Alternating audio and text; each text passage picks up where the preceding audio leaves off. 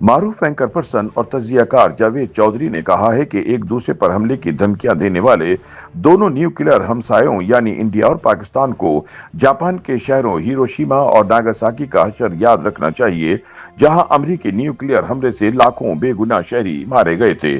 روزنامہ ایکسپریس کے لیے اپنی تازہ تحریر میں جاوید چودھری کہتے ہیں کہ بھارتی اور پاکستانی قیادت کو ایک بار اکٹھے ہیروشیما کا وزٹ کرنا چاہیے تاکہ انہیں وہاں مچنے والی تباہی دیکھ کر شرم آ جائے اور یہ دونوں ہمسائے لڑنے مرنے کی بجائے مذاکرات کی میز پر بیٹھ جائیں اور اپنے سارے مسئلے ایک ہی بار حل کر لیں، ورنہ ہمارے خطے کو راکھ کا ڈھیر بننے سے کوئی نہیں روک سکتا۔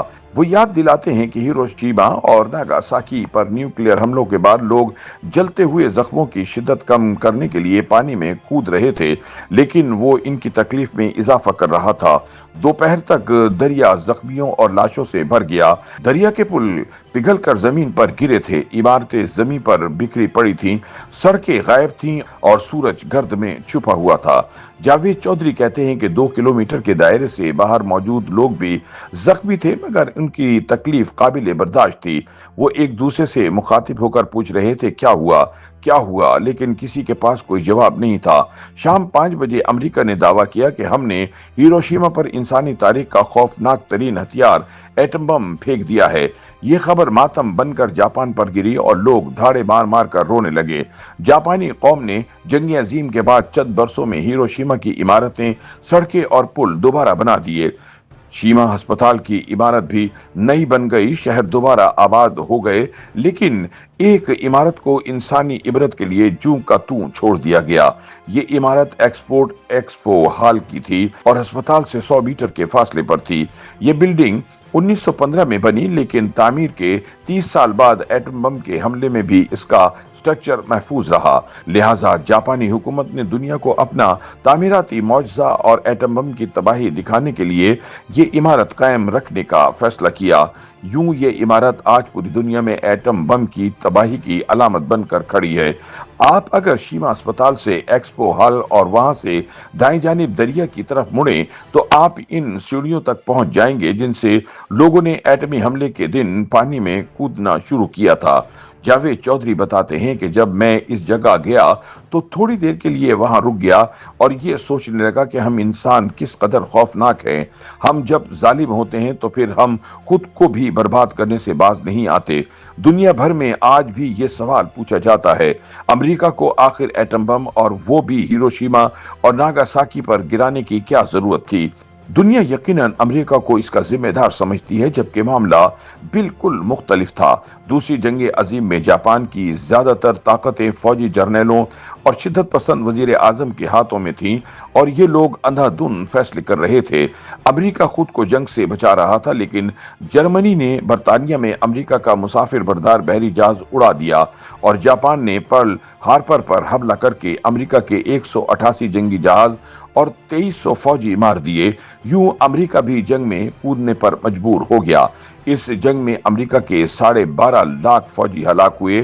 صرف 1944 میں 88,000 امریکی فوجی ہلاک ہو گئے۔ جنگ کی طوالت نے امریکہ کو معاشی لحاظ سے بھی کمزور کر دیا۔ اس کی فیکٹریاں بند تھیں، فوج میں جبری بھرتیوں کی وجہ سے کسان بھی ختم ہو گئے تھے اور زرعی اجناس کی قلت پیدا ہو گئی تھی۔ جاوید چودھری بتاتے ہیں کہ ان حالات میں امریکہ بدترین دور میں داخل ہو گیا۔ امریکی ماہرین کا خیال تھا کہ جنگ اگر 1946 میں داخل ہو گئی تو امریکہ میں قحط پھوٹ پڑے گا اور آدھی آبادی مر جائے گی، لہٰذا امریکہ ہر صورت 1945 میں جنگ کا خاتمہ چاہتا تھا۔ اس دوران ہٹلر نے 8 مئی 1945 کو سرنڈر کر دیا، جس کے بعد امریکہ یورپ سے فارغ ہو گیا اور اس کی تمام تر توجہ جاپان پر مرکوز ہو گئی۔ مگر جاپان جنگ بندی کے لیے تیار نہیں تھا۔ امریکی سائنسدانوں نے بھی اس دوران ایٹم بم بنا لیا اور جولائی 1945 میں برطانیہ اور امریکہ نے جاپان پر ایٹم بم گرانے کا فیصلہ کر لیا۔ امریکی جہازوں نے جاپان میں فضا سے وارننگ کے پمفلٹ بھی پھینکے، لیکن جاپانی حکومت باز نہ آئی۔ ان کا خیال تھا کہ یہ محض دھمکیاں ہیں اور ان کے پاس کوئی ایٹم بم نہیں، جبکہ دوسری طرف امریکہ نے جاپان کے 4 شہر ہیروشیما، ناگاساکی، کورو اور نگاٹا کو ٹارگٹ کر لیا تھا۔ یہ بار بار وارننگ دیتا رہا مگر جاپان نہ مانا۔ یہاں سوال پیدا ہوتا ہے کہ ہیروشیما اور ناگاساکی پر حملہ کیوں کیا گیا تھا؟ اس کی 2 وجوہات تھیں۔ पहली वजह आबादी थी। इत्तेहादियों का ख्याल था जब बड़ी तादाद में जापानियों के सिविलियन मरेंगे तो उनका हौसला टूट जाएगा। दूसरी वजह फासला था। अमेरिकी जहाज इन शहरों पर हमला करके आसानी से वापस जा सकते थे। चुनाचे 6 अगस्त 1945 को सुबह 8:15 बजे हिरोशिमा पर पहला एटम बम गिरा दिया गया। इस हमले में फौरी तौर पर 80,000 और बाद मजीद 60,000 लोग मर गए। मगर अब सवाल यह है कि अमेरिका ने 3 दिन बाद नागासाकी पर बम क्यों गिराया। इसकी भी 2 वजूहात थी। पहली वजह जापान का रद्द अमल था। इस दौरान जापानी वजीर आजम ने हिरोशिमा का इंतकाम लेने का ऐलान कर दिया। लिहाजा 9 अगस्त 1945 को 11:02 पर नागासाकी पर दूसरा एटम बम गिराया गया। वहां 75,000 लोग हलाक हो गए। इसके बाद टोक्यो पर हमला होना था, मगर इससे पहले शहंशाह हिरोहितो ने गैर मशरूत सरेंडर का ऐलान कर दिया और यूं 15 अगस्त 1945 को जापान के सरेंडर के बाद दूसरी जंग अजीम खत्म हो गई। लेकिन अफसोस के तब तक इंसानियत दम तोड़ चुकी थी।